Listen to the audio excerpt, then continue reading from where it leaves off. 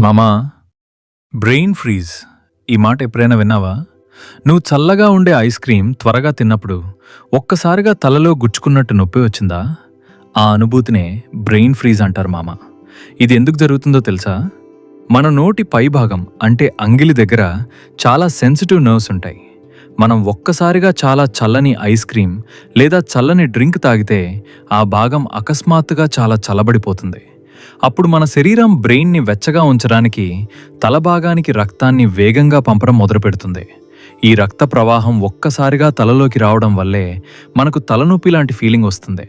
అదే brain freeze మామ. కానీ టెన్షన్ పడాల్సిన అవసరం లేదు. ఇది కొద్ది సెకండ్లలోనే తగ్గిపోతుంది. ఇది వచ్చినప్పుడు ఒక చిన్న ట్రిక్ ఉంది. నీ నాలుకను నోటి పై భాగం అంగిలికి బలంగా పెట్టి నొక్కితే ఆ భాగం మళ్ళీ వేడిగా అవుతుంది. అంతే మామ.